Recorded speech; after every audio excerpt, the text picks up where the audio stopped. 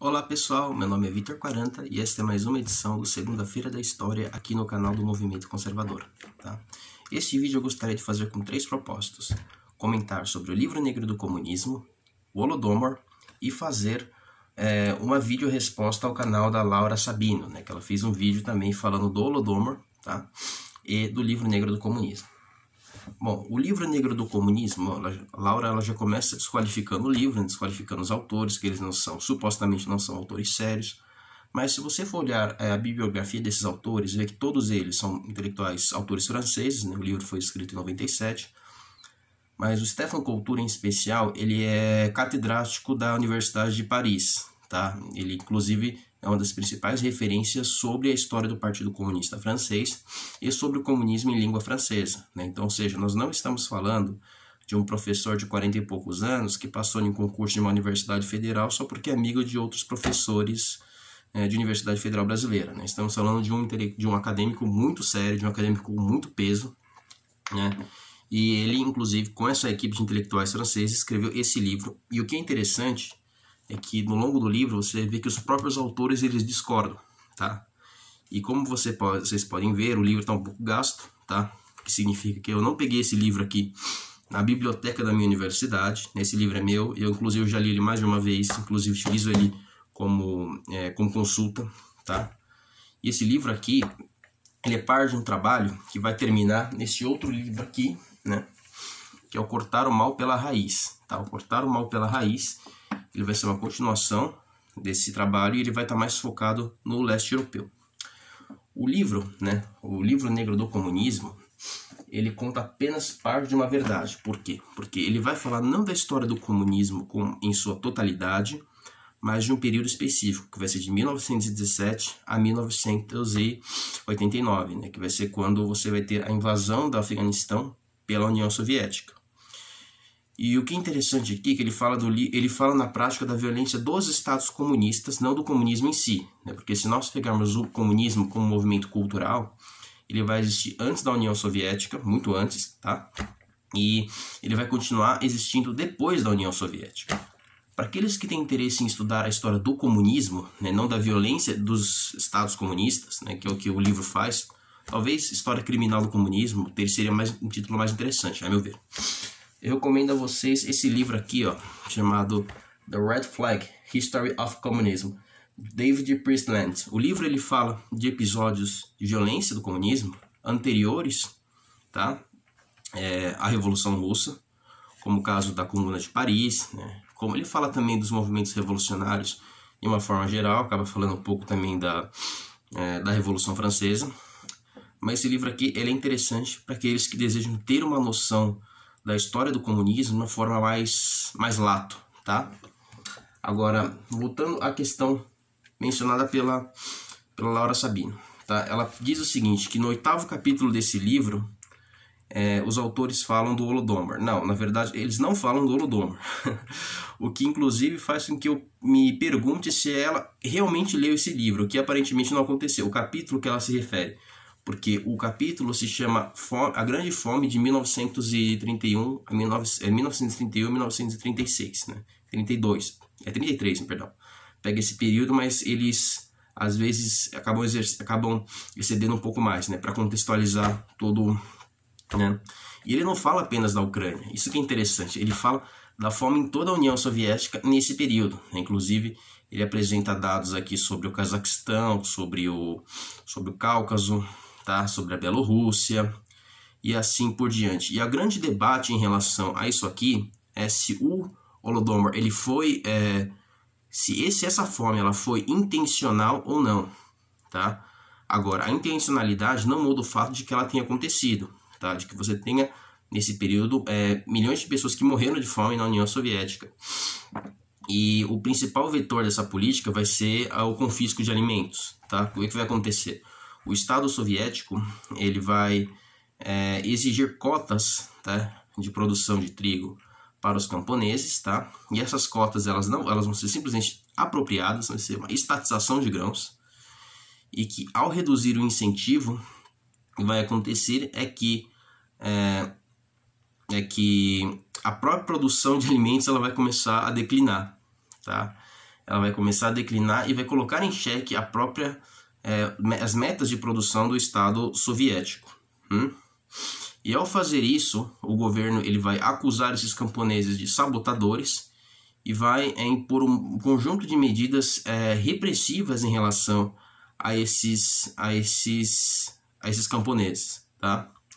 E ela diz o seguinte, ela diz que a principal fonte desse conteúdo, desse episódio na Ucrânia, foram embaixadores da Itália fascista no momento, né? Mas ela inclusive desqualifica pelo simples fato de serem embaixadores de um regime fascista. Ora, mas o documento, por ter sido produzido, ele não é invalidado por si só por ter sido produzido por um regime fascista, né? O fato de ter sido produzido por um regime fascista não significa necessariamente que o documento não seja verdadeiro, tá? E digo mais, ele não é o único documento sobre o que aconteceu na Ucrânia naquele período, tá? Então eu gostaria de ler para vocês, tá? Uma parte aqui bem interessante que vai acontecer, tá? Que com a estatização de grãos, a queda do confisco de alimentos, o Estado soviético ele vai passar a perseguir, tá, esses camponeses e confiscar, utilizar a força muitas vezes para confiscar esses alimentos para abater as suas metas, o que vai causar uma crise generalizada de fome. Vou ler aqui, ó, página 194. A campanha de coleta de 1932 começou muito lentamente. Desde que se começou a nova ceifa, os caucasianos, né, que eram os moradores dos Cáucasos, das fazendas coletivas, se esforçavam para esconder ou ainda para, entre aspas, roubar durante a noite parte da colheita. Constituía-se um verdadeiro fronte de resistência passiva, fortalecido pelos acordos tácitos e recíprocos que iam, com frequência, dos caucasianos aos chefes da guarda, do chefe da guarda ao contador, do contador ao diretor do Cáucaso, ele próprio representante removido, ele próprio recentemente promovido, do diretor ao secretário-geral do partido. Para, abre aspas, tomar os cereais, fecha aspas, as autoridades centrais tiveram de enviar, abre aspas, tropas de choque, recrutadas nas cidades entre os consumals e os comunistas, né? Os consumals, abreviação da União Comunista Leninista da Juventude, organização de massa soviética encarregada de formar a juventude segundo o espírito comunista. Compreendia aproximadamente 35 milhões de pessoas, jovens entre 14 e 28 anos. Sobre esses episódios, tem uma outra fonte, além dos relatos diplomáticos desses italianos, que foi desse senhor aqui, né? Que é o Viktor Kravchenko, tá? Esse livro aqui que eu tenho se chama Escolhi a Liberdade, ele é de 1948, tá? Inclusive ele tem exatamente a idade da minha avó, diga-se de passagem. E Viktor Kravchenko, que é um dissidente, um alto funcionário do regime, que inclusive quando ele desertou, ele gerou um grande problema diplomático na época. Ele participou desses consumos na Ucrânia, tá? Na juventude dele. Eu gostaria de ler aqui com vocês algumas passagens dessa coletivização. Capítulo 6, tá? O livro se chama Escolhi a Liberdade, da editora à Noite, versão de 1948, tá? Capítulo 8, Terror nas aldeias.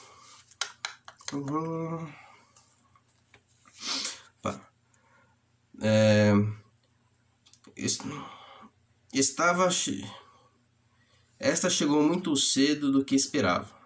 Através do escritório do partido no Instituto, recebemos instruções para que apresentássemos no Comitê Regional. Assunto: mobilização do destacamento do partido para operações nas aldeias. No grande do salão da conferência, reuníamos aproximadamente 80 rapazes, alguns dos quais eu conhecia no decorrer daqueles últimos anos, em diferentes atividades no partido. O ambiente era de tensas expectativas. Íamos ser enviados às zonas agrícolas para auxiliar a recolher o trigo e apressar a fase final da colheita. Na realidade, porém, sentíamos e agíamos como se fôssemos mergulhar no mais acesso de uma luta sangrenta. O camarada Yatayevich, membro do Comitê Central do Partido, pronunciou uma breve alocução, a qual não fez senão agravar a nossa ansiedade. A despeito de tudo, esperávamos ainda ouvir alguns discursos técnicos sobre agricultura e economia rural. Em vez disso, recebemos instruções severas para a campanha sem transigência. Camaradas, falou, vamos mandá-los aos campos por 4 ou 6 semanas. A zona de Dniepetrovsk está em atraso, do partido e do camarada Stalin. Recebemos ordens de ter a coletivização completa no fim da primavera.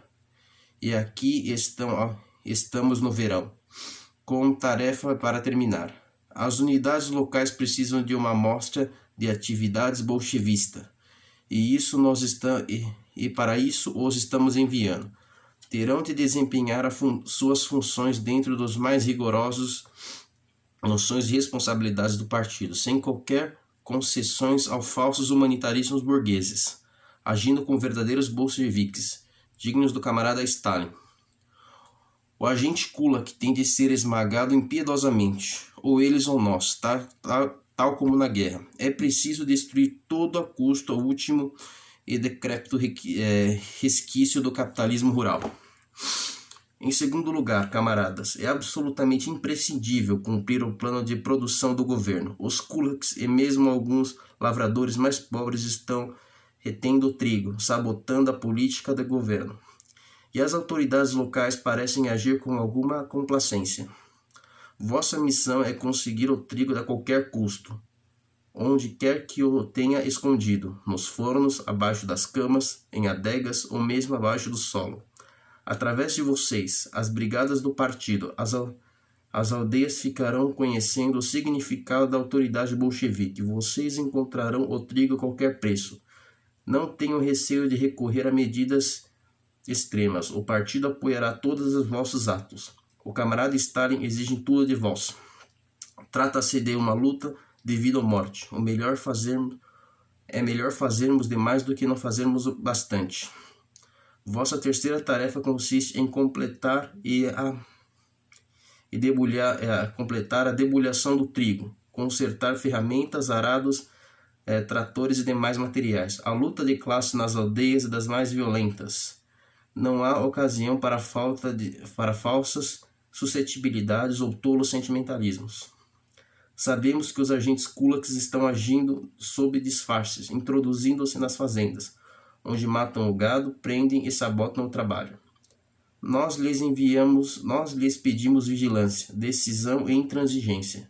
Estou certo de que saberão corresponder à confiança depositada pelo partido e às injunções de nosso venerado líder. As palavras finais, que escorriam uma ameaça velada, foram abafadas por aplausos submissos. Ou seja, isso aí é um testemunho da violência empreendida do Estado para a coleta de alimentos, tá? Em outras partes do vídeo, a senhora Sabino, ela comenta que foram causadas por questões climáticas, o que não é uma verdade. A fome de 1911, quer dizer, 1931 a 1933, ela não afetou apenas a Europa, mas outras regiões da União Soviética, tá? E o que é mais interessante, deixa eu ver onde é que eu parei, né? Ela diz que isso foi causado graças à baixa produtividade da agricultura soviética na década de 30, o que é uma falácia. Por quê? Porque se você ler um livro, um calhamaço desse tamanho, chamado A Produção o Capitalismo na Rússia, né, que foi escrito pelo próprio Lenin, Esse livro ele aponta que a Rússia foi o país que mais cresceu na Europa na segunda metade do século XX, algo que você pode ler também em um livro que foi mais recente, escrito pelo Marc Ferro, se não me engano foi a década de 80, uma biografia que ele fez do Nicolau II, tá? Em que ele mostra que, diferente daquele clichê de que a Rússia era uma região atrasada, de que, na verdade, a Rússia ela havia se modernizado bastante nesse período, e ela não era muito diferente de outras monarquias que havia na Europa nesse período, como a monarquia da Alemanha e também da Áustria-Hungria, que eram monarquias bastante aristocráticas, centralizadoras, né? No entanto, outros czares, eles haviam já promovido um amplo processo de modernização, tá? De modernização da produção na Rússia. Tá? Agora, dando continuidade sobre a falácia de que era uma produção de baixa produtividade e que questões climáticas haviam causado a fome nesse período. Tá? Grande quantidade de máquinas e instrumentos agrícolas outrora cuidados com o amor dos seus proprietários particulares espalhavam-se agora em desertos pelos terrenos, sujos, enferrujados e quase inutilizáveis. Vacas e cavalos esqueléticos, cobertos de toda uma crosta de esterco, vagavam às soltas, enquanto bandos de galinhas e patos alinhavam-se entre os montes de espinhos. Penetramos na cocheira, onde os cavalos, metidos na lama até os joelhos, iam aos jornais, segundo a curiosa expressão de que os camponeses empregavam quando faltavam alimento no coche para os animais. Também as vacas não estavam em melhores condições. Aquela cena chocou-me. Era algo tão estranho aos hábitos dos lavradores ucranianos, olha só. Então, ou seja, não era uma coisa comum, tá? Não era as fomes na região da Ucrânia, diferente do que a senhora Laura Sabino disse, não eram comuns, né? Então, você teve sim dentro do Estado Soviético nessa questão. O grande debate em relação ao Holodomor, se ele foi intencional ou não foi intencional, né? Se bem que a tese de que foi intencional, ela não deve ser descartada. Por quê? Porque em regimes totalitários, muitas vezes a fome, a instabilidade, ela não é necessariamente ruim, tá? Muitas vezes o regime ele fica mais forte com essas medidas, né? Basta você ver na própria Venezuela aqui do lado, né? Então você tem uma população que está cada vez mais miserável, mas um regime que está cada vez mais forte, tá? Capítulo 9, uma colheita no inferno. Os primeiros dividendos da coletivização foram a fome e a morte, embora a imprensa não deixasse transparecer a menor eco da tragédia. A fome que agraçava a Rússia Meridional e a Ásia Central era matéria de conhecimento geral. Nós continuávamos a denunciar com rumores antissoviéticos aquilo que no íntimo conhecíamos como fatos inegáveis. A despeito do rigor das medidas tomadas pela polícia para isolar as vítimas em aldeias de origem, levas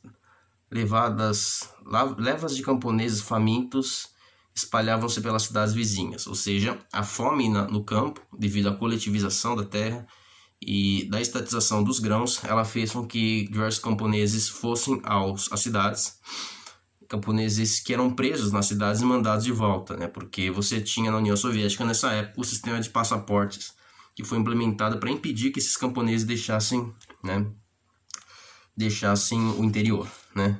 Dnepropetrovsk foi uma delas. A maioria desses infelizes deixavam-se cair nas proximidades das estações ferroviárias e ali ficavam, indiferentes e apáticos, sem força nem mesmo para esmolar. As crianças eram pouco mais do que pequenos esqueletos, como ventres inchados. Outrora costumavam os fazendeiros enviar toda espécie de gênero de alimentos aos parentes e amigos residentes nas cidades. Hoje os papéis se invertem, embora nossas próprias rações fossem tão parcas e incertas que poucos ousavam repartir o que lhes cabiam. Com aquela época de fome coincidiu a triunfal encarregamento de primeira colheita em 4 anos, e a imprensa em festa alargava nossas realizações. Entretanto, a propaganda ensurdecedora não logrou abafar de todos os gemidos dos moribundos. Aos ouvidos de alguns de nós, aquele falso otimismo soava mais macabro do que a própria tragédia. Ou seja, o próprio Kravchenko reconhece a construção da União Soviética em tentar, em todo momento, negar essa tragédia causada pela coletivização da Terra. E outra coisa, o que é interessante é que a coletivização, tá? A coletivização, ela não foi restrita à Ucrânia, ou seja, como próprios autores aqui não utilizaram a terminologia do Holodomor, tá? Agora, página aqui, página 133, né? Já agora, eu não tinha mais dúvidas sobre o caminho a seguir. Não é aqui, né? Em determinada porta, batemos sem obter resposta. Depois de bater pela segunda vez, empurramos-a suavemente e, através do seu corredor estreito, chegamos à única peça da casa. Meus olhos, de início atraídos pela luz de um ícone na parede, desceram depois até uma cama onde estavam esticado o corpo de uma mulher de meia idade, as mãos cruzadas ao peito sobre a blusa ucraniana, bordada e engomada de frescos. Aos pés da cama, uma velha e duas crianças aproximadamente da mesma idade, que choravam mensamente e repetiam em tom monótono e plangento: mamãezinha querida, fecha aspas. Correndo os olhos em torno, deparei o corpo inchado, inerte, de um homem estendido sobre a coberta de forno inútil. O horror daquele quadro residia menos no cadáver sobre a cama do que nas condições dos vivos que testemunhavam a cena. As pernas da velha estavam entumecidas, além de qualquer medida. O homem e as crianças haviam indubitavelmente alcançado os últimos estágios da inanição.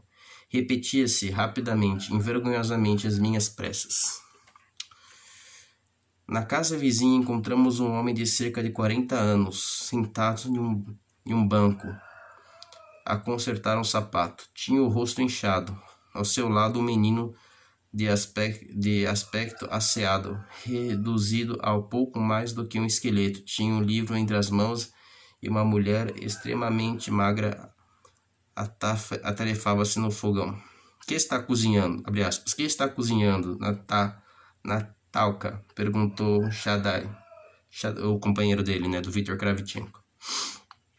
Você bem sabe, respondeu a mulher em um tom de voz, respondeu a mulher em sua voz havia uma fúria assassina. Shadai fez-me um sinal e retiramo-nos. Por que razão ficou tão zangada? Perguntei uma vez. Porque, na verdade, tenho vergonha de dizer-lhe, Viktor Kravchenko.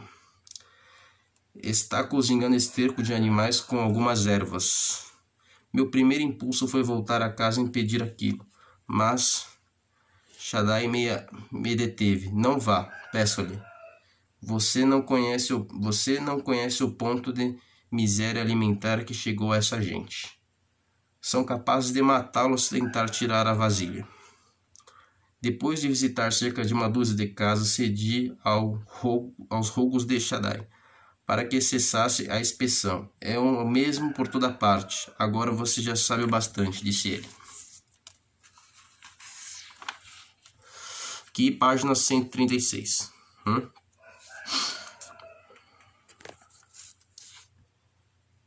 O entreposto de manteiga ficava a algumas distâncias da aldeia. O gerente, um comunista amável, de ar profundamente infeliz, fez-me percorrer o estabelecimento. Em uma das dependências, a manteiga estava sendo cortada em barras e enroladas em papel que trazia expresso os dizeres Soviet Union Butter Export. Bem, sei que a gente no campo está morrendo às mínguas, disse o gerente. Tenho horrores de pensar que esta manteiga se destina ao uso de forasteiros bem nutridos. No entanto, diga-me, que posso fazer? Não posso senão seguir instruções. Ainda assim estou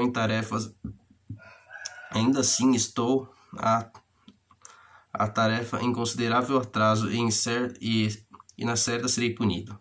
Os camponeses estão famintos, não entregam todo o leite. As vacas não produzem devido à falta de forragem. Né? Viajando de volta para a aldeia,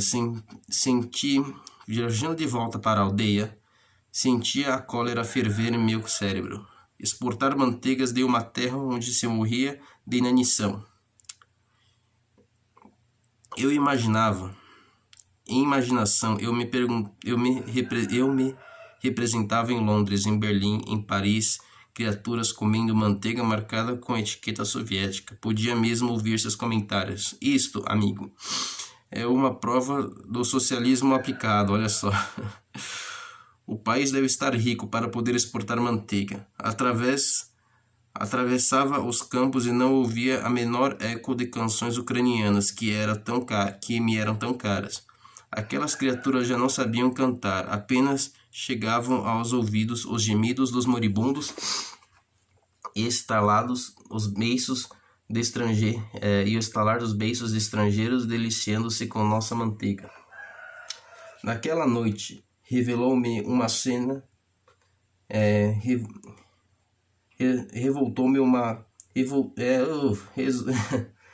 revelando-me na cama sem dormir. Eu pensava na nossa classe de privilegiados que se criara na aldeia, nos funcionários do partido e dos sovietes que recebiam leite, manteiga e gêneros alimentícios, enquanto à roda deles o povo morria de fome. Era dolorosa constatar quanto se tinham deixado corroer as horrendas e privilegiadas aqueles homens que ainda há poucos anos atrás eram eles próprios simples camponeses e hoje se arvoram em uma casta favorecida, vivendo em um mundo à parte, amparando-se mutuamente contra a comunidade. Olha só. Voltando ao livro negro, né, tem uma parte bem interessante que gostaria de ler aqui com vocês. Ela fala exatamente, né, sobre a fome não só na Ucrânia, mas também em toda a União Soviética. Tá? Será preciso ver nessa fome, como fazem atualmente alguns publicitários e historiadores ucranianos, um genocídio ao povo ucraniano? É inegável que os camponeses ucranianos foram as vítimas da fome de 1932 e 1933 e que esse assalto foi produzido desde 1929 por várias ofensivas contra a inteligência ucraniana, os intelectuais, acusada inicialmente de desvios nacionalistas e depois, a partir de 1932, contra uma parte considerável dos comunistas ucranianos. Sem contestação, pode-se, retomando a expressão de Andrei Sakharov, falar de da ucranofobia de Stalin? Todavia, é também importante notar que, proporcionalmente, a expressão através da fome a repressão através da fome atingiu da mesma maneira os cossacos da Cuba e do Rio Dom e do Cazaquistão. Nesta mesma república, desde 1930, a coletivização e a sedentarização forçada dos nômades tiveram consequências desastrosas. 80% dos rebanhos foram dizimados em 2 anos. Privados dos seus bens, entregue à fome, 2 milhões de cossacos emigraram, cerca de 500 mil para a Ásia Central e 1,5 milhão para a China. De fato, de várias regiões De fato, em várias regiões, como na Ucrânia, os países cossacos e mesmo em alguns distritos da região de Terras Negras, a fome apareceu nos últimos episódios do confronto, iniciado em 1918 e 1922, entre o Estado bolchevique e o campesinato. Constatamos, com efeito, uma notável coincidência entre as zonas da forte resistência às requisições de 1918 e 1921 e a coletivização de 1929 e 1930 e as zonas atingidas pela fome. Das 14 mil rebeliões e revoltas camponesas recenseadas pelo GRU, pelo Departamento de Inteligência Militar da União Soviética, em 1933, mais de 85 ocorreram em regiões punidas com a fome de 1932 a 1933. São as regiões agrícolas mais ricas e mais densamente mais dinâmicas, essas que tiveram, ao mesmo tempo, mais para dar ao Estado e mais a perder com o sistema de extorsão da produção agrícola implantada no final da coletivização forçada, que foram as mais afetadas pela grande fome de 1932 a 1933. É isso aí. Agora, por último, mas não menos importante, eu pergunto a vocês se não seria apropriado nós utilizarmos o termo negacionista, tanto para a senhora Laura Sabino, como para todos aqueles historiadores que negam a responsabilidade da União Soviética e do governo soviético sobre a fome de 1931 e 1932, como muito bem reconhece o Viktor Kravchenko, uma fonte primária sobre tudo isso que aconteceu. E, inclusive, seja o Holodomor algo pensado ou não, o que poucas pessoas falam é que parte significativa da comunidade internacional reconhece o Holodomor como um genocídio, como a Andorra, a Argentina, a Austrália, o Canadá, o Chile, a Colômbia, o Equador, a Eslováquia, os Estados Unidos, a Hungria, a Itália, o México, a Polônia, o Vaticano e a própria Ucrânia, evidentemente. E ela termina o vídeo, Laura Sabino, dizendo que uma verdade dita muitas vezes, uma mentira dita muitas vezes se torna uma verdade. Frase essa que foi atribuída ao Goebbels, mas na verdade a primeira pessoa que empregou esta frase foi o Félix Dzerzhinsky, Félix Dzerzhinsky, que foi o criador da Tcheka, o criador da polícia do serviço secreto soviético. Ele disse exatamente isso, que uma mentira dita muitas vezes se torna uma verdade.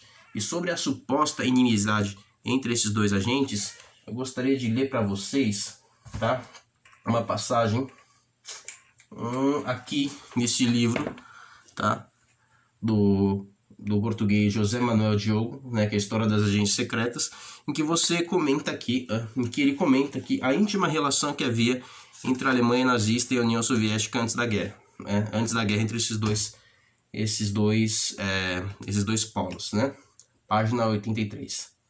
Logo em dezembro de 1939, 3 escassos meses após a invasão nazista da Polônia, comitiva dos serviços secretos do Partido Nazista e do NKVD, que é o Serviço Secreto da União Soviética, reuniram-se em Zakopane, na Polônia, para organizarem a criação à semelhante da União Monarquista da Rússia, forjando no tempo de Félix Dzerzhinsky um grupo de falsos resistentes nacionalistas. Olha só. O Pacto de Não Agressão Germano-Soviética, assinado meses antes entre Molotov e Ribbentrop, era, na realidade, um pacto de colaboração. E o expoente desse último, sem dúvida, os esforços conjuntos de Heinrich Himmler e Beria, tendo o NKVD e o Gestapo acordado em troca não apenas informações, mas prisioneiros, entregando Beria aos serviços secretos nazistas milhares de pessoas, inclusive centenas de judeus russos. Olha só. Tal era a confiança do NKVD na Gestapo, que Beria e Stalin negligenciaram informações dos agentes do próprio NKVD.